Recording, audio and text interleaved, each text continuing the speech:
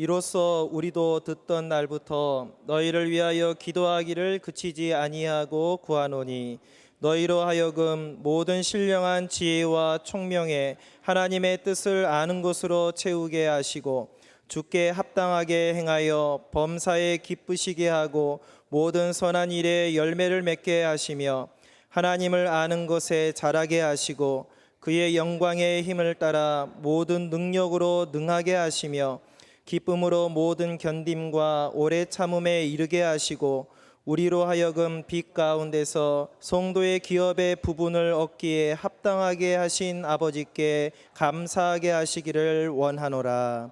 아멘. 오늘 말씀의 제목은 성숙을 위한 기도입니다. 한번 따라 하실까요? 성숙을 위한 기도. 제가 아는 목사님이 이제 아들이 있는데 이 아들이 이제 고등학생이 되었을 때 이 아빠한테 팔씨름 한번 하자고 그러더래요. 목사님이 아들하고 팔씨름을 했는데 이겼을까요? 졌을까요? 예, 졌답니다. 이 목사님 마음이 좋았을까요? 나빴을까요? 예, 이놈이 감히 아빠를 이겨먹네 그러면서 기분이 나쁜 게 아니라 너무 좋았다는 거죠. 얘가 이렇게 많이 컸구나. 어느새 다 컸구나. 생각하면서 기뻤다는 거예요. 자녀가 건강하게 성장하는 것을 보는 부모의 마음은 기쁜 것이죠. 우리를 바라보시는 하나님 아버지의 마음도 마찬가지 아니겠습니까? 우리가 성장하고 성숙해 가는 것을 보시면서 하나님 기뻐하시는 거예요. 우리 교회의 표어가 주님의 기쁨이 되기를 힘쓰는 교회 아닙니까? 우리가 주님께 기쁨을 드리기 위해서는 우리 각 사람의 신앙과 인격이 날마다 자라가야 되고 성숙해져야 할 줄로 믿습니다.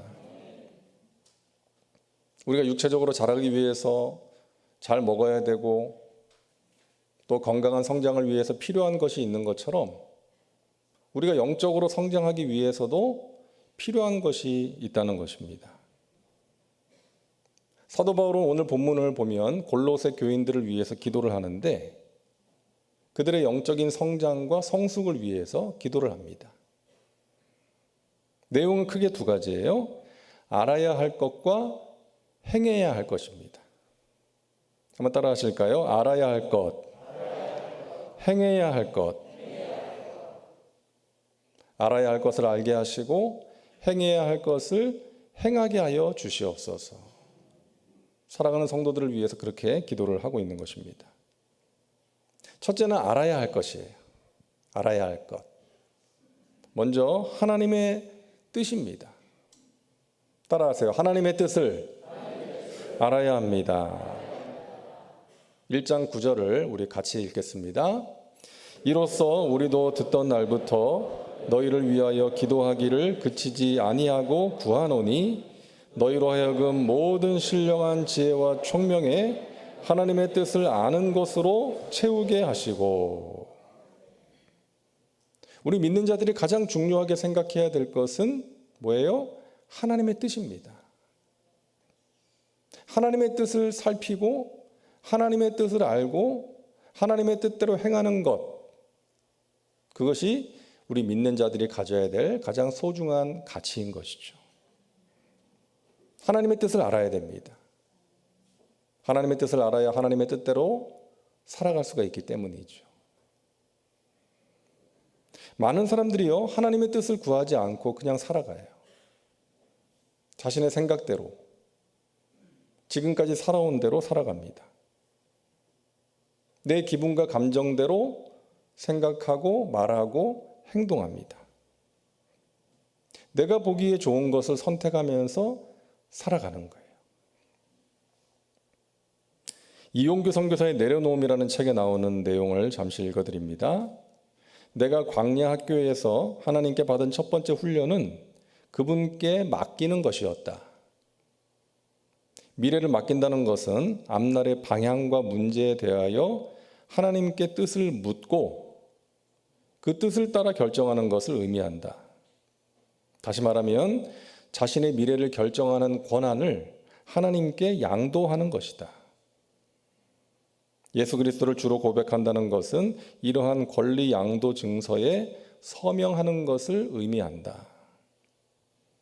우리는 학교나 직장을 선택할 때 하나님의 뜻을 구하기보다 어느 학교나 직장이 자신의 사회적인 성공이나 경제적인 성취에 유리한지에 늘 관심이 쏠린다.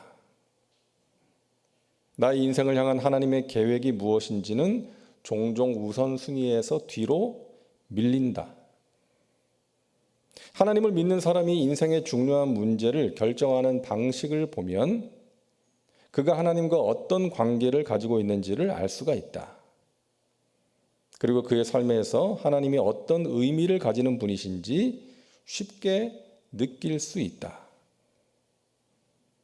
만약 우리가 기도 가운데 그 길이 하나님이 정하신 길이라는 확신을 가지고 움직인다면 어려운 가운데서도 하나님의 인도하심을 구하며 나아갈 수 있다. 그리고 우리가 겪는 어려움은 하나님에 대한 신뢰를 더욱 쌓아가게 만드는 도구에 불과할 뿐임을 깨닫게 된다. 반대로 하나님께 묻지 않고 혼자 결정해서 길을 가는 사람들은 어려운 문제가 닥치면 피해 가려는 경향이 있다. 그리고 더 전망이 있고 안전한 길을 모색하지만 늘 불안하고 피곤할 뿐이다. 인생의 짐이 무겁게 느껴지기만 할 것이다. 여러분, 이분이 무슨 말을 하는지 아시잖아요? 우리가 인생길을 걸어갈 때 무슨 일을 하든지 어떤 결정을 내리든지 하나님의 뜻과 인도하심을 구하라는 것입니다. 내가 보기에 좋은 것, 사람들이 보기에 좋은 것을 선택하며 가는 것이 아니라 나를 향한, 내 자녀들을 향한 하나님의 뜻과 계획이 무엇일까? 거기에 관심을 가지고 그것을 하나님께 물으면서 하나님의 뜻과 인도하심을 구하면서 따라갈 때에 우리가 어려움 속에서도 하나님을 붙들고 하나님의 인도하심 가운데 승리할 수가 있고 복된 삶을 살아갈 수가 있다는 것입니다. 어떤 선택의 기로에서 하나님의 인도하심을 구하고 따르는 사람, 그렇게 하고자 하는 사람이 믿음의 사람이라는 거예요. 그리고 그렇게 하나님의 뜻을 따라갈 때에 우리가 복된 삶을 살 수가 있고 승리의 삶을 살아갈 수가 있다는 것입니다. 그것이 우리에게 가장 좋은 것이라는 거죠. 제가 2010년에 이제 터키에 선교사로 나갔는데 제가 말씀드렸잖아요. 그 당시에 저의 사역의 진로를 놓고 그 어느 때보다도 간절하게 기도를 하게 됐습니다. 기도를 그렇게 시키신 것 같아요, 하나님께서. 그렇게 기도를 하던 중에 이제 교회에서 저보고 터키에를 다녀오라는 거예요. 제가 그때 여의도 순복음교회 이제 관악 대교구장으로 사역을 하고 있었는데 어느덧 제가 대교구장들 중에 제일 고참이 돼 있더라고요. 그냥 세월이 흘러가지고 젊은 나이였는데 제일 고참이 돼 있었어요. 그래서 이제 저보고 이제 터키를 좀 다녀와야 되겠다. 그쪽 교회에서 이제 담임 목사 청빙 위원회가 구성이 돼서 이제 담임 목사를 이제 구하고 있는데 이제 한국에 있는 여러 교회들에게 이제 후보자를 한 명씩 보내달라고 연락이 왔다는 거예요. 이제 그 중에 여의도 순복음교회도 포함이 돼 있어서 이제 여의도 순복음교회도 연락을 한 거예요. 한 명을 보내주십시오, 후보자를. 이제 그쪽에서 선택을 하는 거죠. 결정을 하는 거죠. 제가 기도하던 중이었잖아요. 저의 사역의 진로를 위해서. 그래서 하나님께서 나를 그곳으로 인도하시나 하는 질문을 가지고 이제 계속해서 기도하면서 다녀오게 됐죠.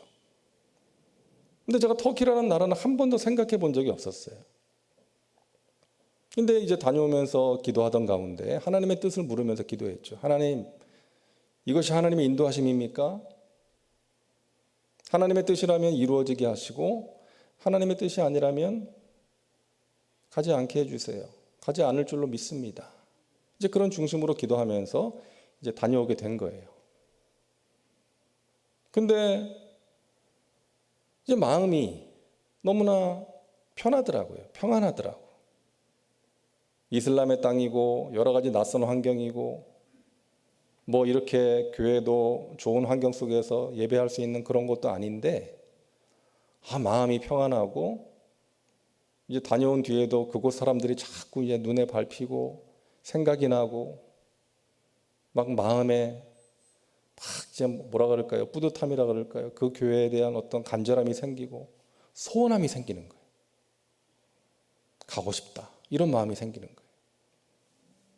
그 몇 달 동안 계속 이제 기도를 하게 됐죠. 제가 다녀온 후에도 이제 다른 후보자들이 다녀갔으니까 이제 시간이 있었잖아요. 몇 달 동안 기도를 하는데 평안함과 소원함이 확신으로 바뀌더라고요. 내가 갈 것 같은데 이런 생각이 드는 거예요. 가겠구나. 근데 그쪽에서 이제 저로 결정을 했다고 이제 연락이 온 거예요. 순복음 교회가 아니었어요. 제 전임자들은 다 저 장로교 합동 측 목사님들이었습니다. 초교파 연합교회예요. 해외에 있는 한인교회들 가운데 그런 교회들이 이제 종종 있습니다. 근데 그 교회에서 순복음 목사를 이제 결정을 한 거예요. 그게 가게 됐잖아요. 근데 가서 보니까 제가 사역하면서 뭐 이런저런 어려움도 있고 그 이슬람이 강한 땅에서 영적으로 눌림도 있고 몸과 마음이 힘들 때도 있고 외로울 때도 있고 답답할 때도 있었지만 돌이켜 보니까 저한테 딱 맞는 곳이더라고요. 저를 가장 잘 아시고 그 교회 상황을 가장 잘 아시는 하나님께서 가장 적합한 사람을, 물론 부족한 사람이지만 하나님께서 보내셨더라고요. 그래서 하나님이 보내신 곳이 가장 좋은 곳이다. 그런 확신을 갖게 된 거예요. 여러분, 주의 종들 가운데 사역지를 결정할 때 인간적인 관점으로 볼 때 좋은 사역지로 가기를 원해서 노력하는 경우를 가끔 보게 됩니다. 인간적으로 볼 때 좋은 환경, 큰 교회, 대우가 좋고 그런 곳에 가고 싶어 해서 어떤 인간적인 수단을 동원하는 사람들을 가끔 볼 때가 있어요. 근데 그런 분들은 가서도 문제가 생기더라고요. 하나님이 보내셔야죠. 하나님이 인도하시는 곳으로 가야죠. 그게 가장 좋은 것이죠. 인간적인 눈으로 볼 때 좋은 곳이라 할지라도 나중에 좋지 않은 곳이 될 수가 있는 거예요. 한번 따라하세요. 하나님께서 인도하시는 곳이 가장 좋은 곳입니다. 믿으시기 바랍니다. 그래서 우리가 하나님의 뜻과 인도하심을 구하면서 인생의 걸음걸음을 옮겨 나가야 하는 거예요. 주의 일을 할 때도 마찬가지고요. 내 인간적인 관점으로 볼 때 좋은 것을 선택하고 추진하는 것이 아니라 하나님의 뜻이 어디에 있습니까? 제가 그 하나님의 뜻을 이루는 도구가 되기를 원합니다. 저는 미련하고 어리석어서 하나님의 뜻을 잘 분별하지 못하오니 하나님 저를 붙드시고 이끌어 주시고 저의 삶 가운데 또 저를 통해서 이 교회 가운데 하나님의 선하신 뜻만이 이루어지게 하여 주시옵소서. 우리 사랑하는 자녀들이 이 세상을 살아갈 때 자기가 보기에 좋은 것을 선택하면서 가지 않게 하시고 하나님께서 인도하시는 그 형통의 길로, 가장 좋은 길로 순종의 걸음을 옮길 수 있도록 믿음과 분별력을 더하여 주시옵소서. 그런 사람이 영적으로 성숙한 사람인 것입니다. 우리가 알려고 하지 않아도 알 수 있는 하나님의 뜻이 있죠. 기도하지 않는 것보다 기도하는 것이 하나님의 뜻이죠. 예배하지 않는 것보다 예배하는 것이 하나님의 뜻입니다. 누군가를 미워하는 것보다 사랑하는 것이 하나님의 뜻이고요. 용서하지 않는 것보다 용서하는 것이 하나님의 뜻이에요. 우리가 굳이 알려고 노력하지 않아도 알 수 있는 하나님의 뜻이에요. 순종하면 되는 것입니다. 우리가 순종하지 못하니까 문제가 되는 것이죠. 그리고 인생의 걸음걸음마다 우리가 어떤 선택과 결정의 기로에 설 때에 하나님의 뜻을 구하면서 나가야 하는 거예요. 우리 예수님께서 기도하신 것처럼 아버지여 나의 뜻대로 마시옵고 아버지의 뜻대로 되기를 원합니다. 저의 삶 가운데, 우리의 자녀들의 삶 가운데, 우리의 가정과 일터와 이 교회 가운데 하나님의 선하신 뜻을 이루어 주시옵소서. 우리가 하나님의 뜻을 알아야 되는 거예요. 그리고 하나님을 알아야 됩니다. 따라하세요. 하나님을 알아야 합니다. 10절을 같이 읽겠습니다. 주께 합당하게 행하여 범사에 기쁘시게 하고 모든 선한 일에 열매를 맺게 하시며 하나님을 아는 것에 자라게 하시고. 하나님의 뜻을 아는 것뿐만이 아니라 하나님을 알아야 돼요. 하나님을 아는 것에 자라가기를 바울은 기도하고 있습니다. 여기서 안다라는 것은 단순히 지식적인 알미 아니라 체험적인 알미라 그랬죠. 성경에 나오는 하나님을 안다는 것은 모두가 체험적인 알을 말하는 거예요. 단순히 머리로 지식적으로 들어서 아는 것이 아니라 내가 경험해서 아는 것입니다. 우리가 어떤 사람에 대한 정보를 다른 사람들에게 들어서 그 사람에 대해서 알 수가 있어요. 근데 그것은 정확한 알미 아니에요. 그 사람의 주관적인 알미 나에게 전달된 거죠. 그럴 수 있죠. 그러니까 누군가를 우리가 정확히 알기 위해서는 어떻게 해야 돼요? 그 사람을 겪어봐야 돼요. 만나야 되고 대화를 나눠야 되고 함께 교제해야 그 사람에 대해서 알 수가 있는 거예요. 우리가 하나님에 대해서 제대로 알기 위해서는 하나님을 경험해야 되는 거예요. 하나님을 만나야 돼요. 교회를 오래 다니고 봉사를 오래 해도 하나님과의 인격적인 만남의 체험이 없으면 하나님을 진정으로 안다라고 할 수가 없는 것입니다. 그런 사람은 하나님의 뜻이 아니라 자기 뜻대로 살아갈 수가 있는 거예요. 주님의 일을 할 때도 자기 뜻대로 할 수가 있는 것이고요. 하나님의 마음을 헤아리지 못하고 하나님과 하나님의 교회를 힘들게 할 수가 있는 거예요. 형식적인 신앙생활을 할 수가 있는 거예요. 그래서 하나님을 알아야 됩니다. 하나님과의 인격적인 만남이 필요한 거예요. 찬양 중에 거하시는 하나님, 예배 가운데 나에게 찾아오시는 하나님, 나에게 말씀하시는 하나님, 깨닫게 하시는 하나님, 나의 간절한 기도를 들으시고 응답하시는 하나님, 환난 중에서 나를 붙드시고 건져주시는 그 하나님을 경험함으로 하나님을 알 때에 우리가 하나님과의 깊은 교제 가운데서 하나님의 은혜를 풍성히 누리며 살아갈 수가 있는 것입니다. 다윗이 죽기 전에 아들 솔로몬에게 유언을 남기죠. 역대상 28장 9절을 우리 같이 읽겠습니다. 내 아들 솔로몬아, 너는 내 아버지의 하나님을 알고 온전한 마음과 기쁜 뜻으로 섬길지어다. 아멘. 내 사랑하는 아들 솔로몬아, 이 애비가 평생 살면서 경험한 하나님을 너도 경험하고 알기를 원한다. 너도 평생 하나님과 동행하면서 사랑의 하나님, 공의의 하나님, 능력의 하나님을 알면 좋겠구나. 이런 유언을 남기고 떠난 거예요. 여러분의 사랑하는 자녀들, 손주들을 위해서 기도하실 때 단지 이 세상에서 잘 되는 것만을 위해서 기도하는 것이 아니라 이 다윗의 기도처럼 하나님, 저의 자녀가, 저의 사랑하는 손주가 제가 아는 하나님, 제가 만난 하나님을 알게 하시고 그 하나님을 온 마음을 다해 섬기며 살게 하여 주시옵소서. 이것이 우리에게 필요한 기도인 것입니다. 우리 사랑하는 자녀들을 위한 기도예요. 자, 말씀 성구 다시 한번 띄워주세요. 역대상 28장 9절. 내 아들 솔로몬아, 여기에 여러분 사랑하는 자녀의 이름을 한번 넣어보세요. 내 아들 아무개야, 내 딸 아무개야. 시작. 내 아들 아무개야, 너는 내 아버지의 하나님을 알고 온전한 마음과 기쁜 뜻으로 섬길지어다.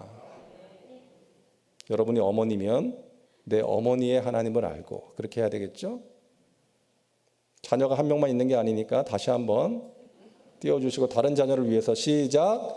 내 아들 딸 아무개야, 너는 내 아버지의 하나님을 알고 온전한 마음과 기쁜 뜻으로 섬길지어다. 아멘. 여러분의 사랑하는 자녀를 위해서 이 다윗의 기도를, 다윗의 소원함을 올리시기를 바랍니다. 여러분 자녀들에게 이런 믿음을 전해주시기를 바랍니다. 내 사랑하는 아들아, 딸아,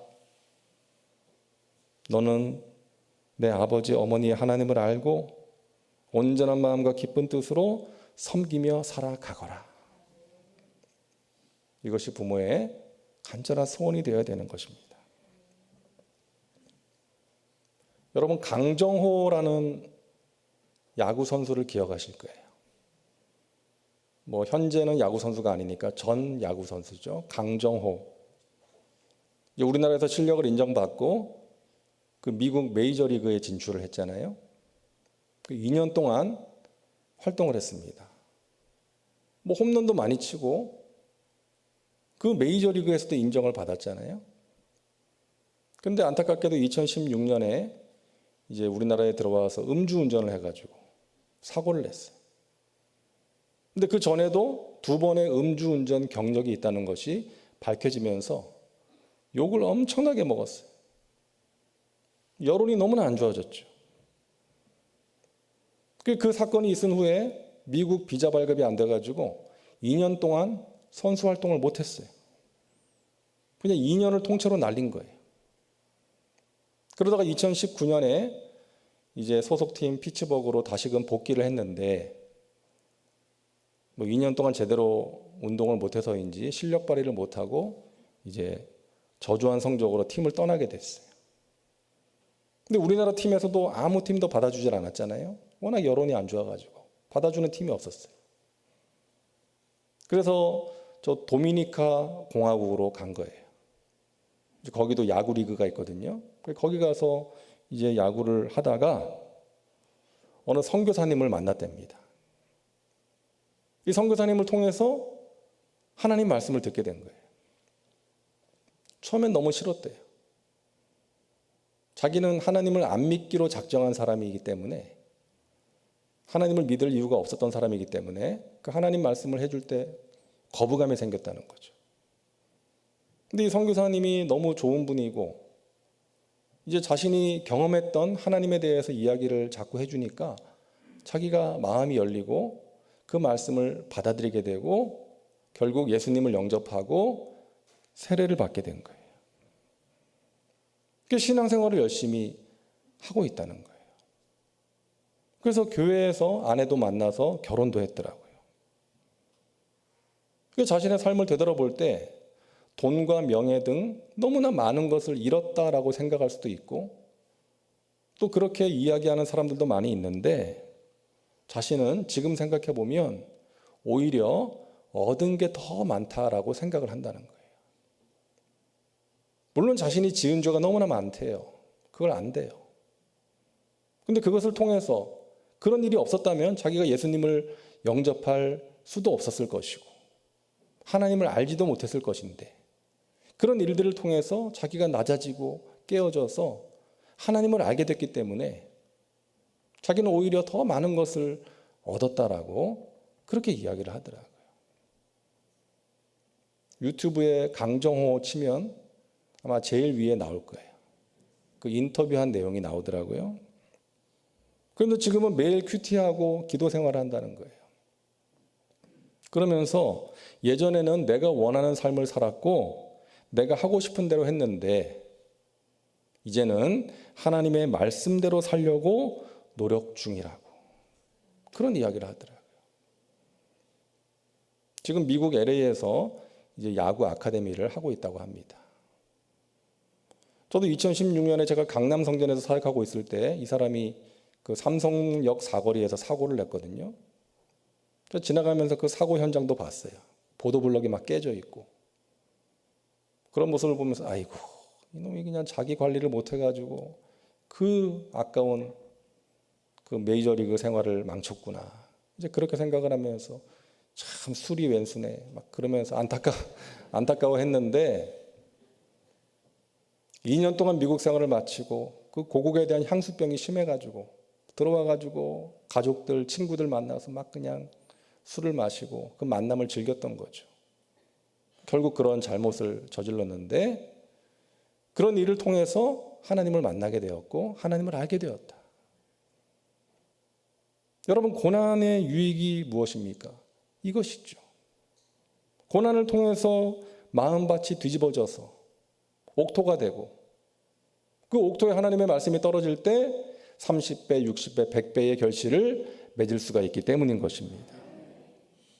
고난을 통과하면서 하나님을 알 수가 있기 때문이죠. 사랑하는 여러분, 우리가 이 세상에서 알아야 될 수많은 정보들이 있지만 가장 중요한 것은 하나님을 아는 것입니다. 이 예배를 통해서, 기도를 통해서, 여러분의 신앙생활을 통해서, 또 여러분의 삶의 현장에서 경험하는 여러 가지 일들을 통해서 여러분의 기도에 응답하시는 좋으신 하나님을 알고 그 하나님의 은혜를 누리며 살아가시기를 주님의 이름으로 축원합니다. 둘째는 행해야 할 것이에요. 행해야 할 것. 첫째는 알아야 될 것. 하나님의 뜻을 알아야 되고 하나님을 알아야 되고, 행해야 될 것은 골로새서 1장 10절을 같이 읽습니다. 주께 합당하게 행하여 범사에 기쁘시게 하고. 행하라는 거예요. 아는 것으로 끝나서는 안 되고 행해야 된다. 그럴 때 주님께서 기뻐하신다. 주께 합당하게 행한다, 이 말씀은요, 주께 칭찬받을 만하게 행한다라는 의미가 있습니다. 주님께 칭찬받을 만하게 행하라는 거예요. 그런 삶은 어떤 삶입니까? 첫째로 선한 열매를 맺어야 된다는 거예요.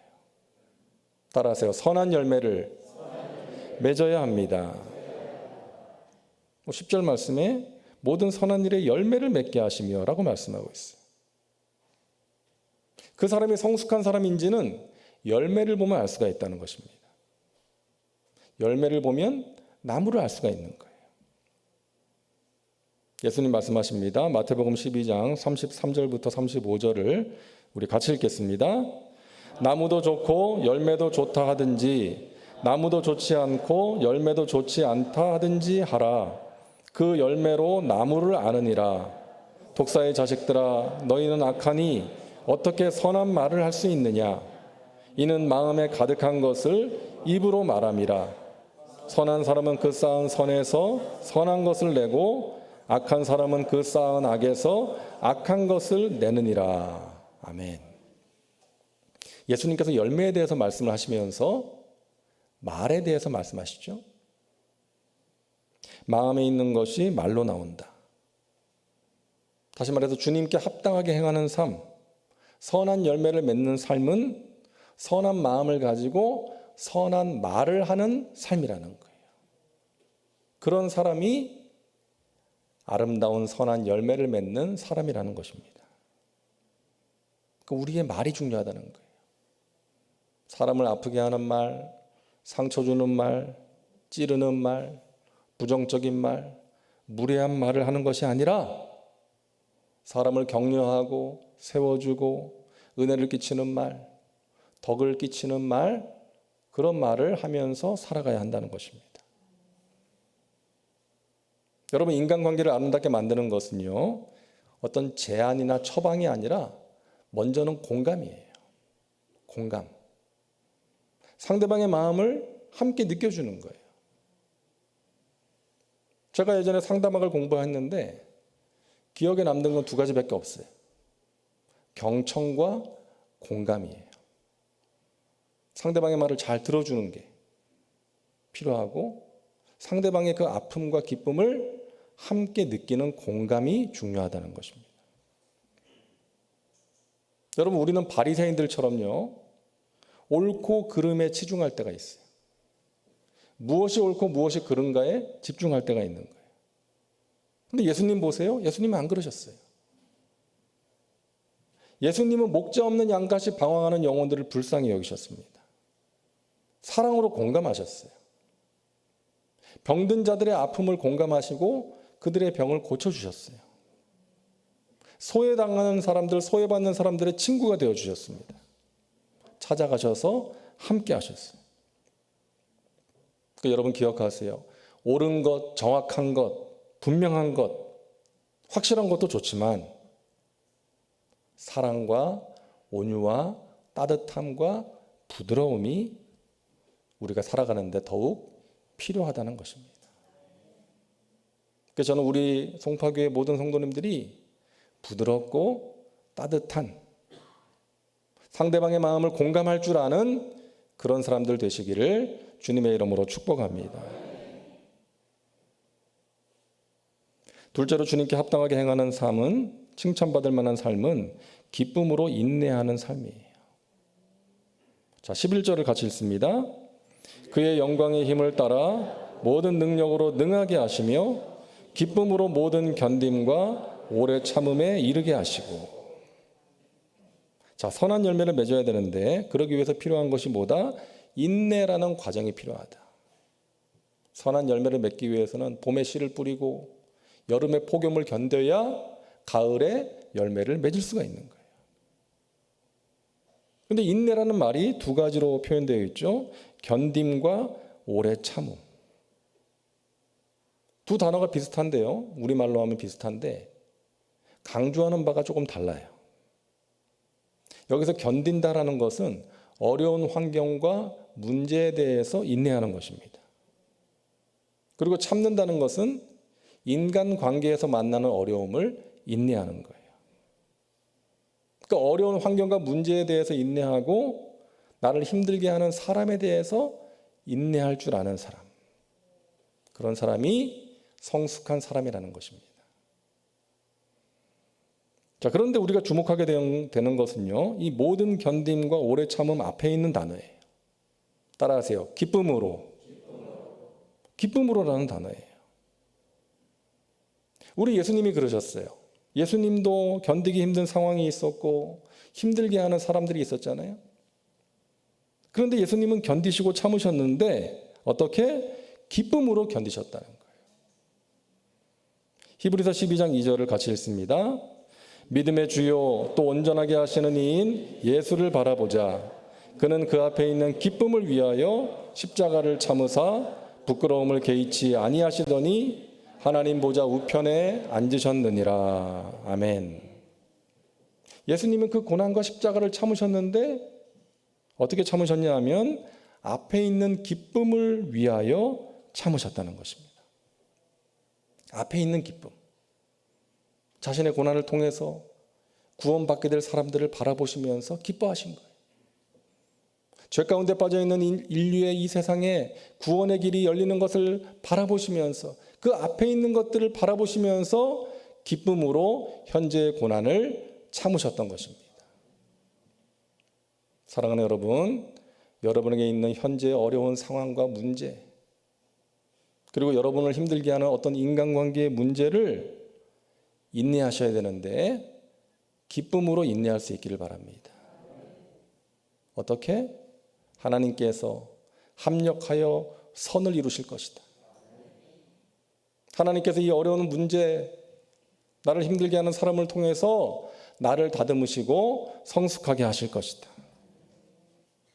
인내 후에 다가올 아름다운 열매를 바라보면서 여러분 기쁨으로 참으시기를 바랍니다. 우리가 가는 길은 동굴이 아니라 터널이에요. 어둡고 힘든 과정을 지나가면 밝은 빛이 우리를 기다리고 있다는 사실을 여러분 믿으시기를 바랍니다. 마지막으로 주님께 합당하게 행하는 삶은 감사하는 삶이에요. 따라하세요. 하나님께 감사해야 합니다. 12절을 같이 읽겠습니다. 우리로 하여금 빛 가운데서 성도의 기업의 부분을 얻기에 합당하게 하신 아버지께 감사하게 하시기를 원하노라. 아멘. 골로새 교인들이 여러 가지 힘든 상황 가운데 있었고 아프게 하는 사람들의 공격 가운데 있었지만 그럼에도 불구하고 가장 귀한 선물, 영원한 기업, 영생을 주신 하나님께 감사하기를 원한다는 것입니다. 저와 여러분에게 이와 같은 감사가 있기를 소망합니다. 견디기 힘든 상황, 나를 힘들게 하는 인간관계 속에서도 이것이 나를 빚으시는 하나님의 섭리구나. 이 과정을 통해서 하나님께서 나를 깨뜨리시고 아름답게 빚으실 것이다. 이것이 나를 향한 하나님의 연단이구나 생각하면서 감사하는 거예요.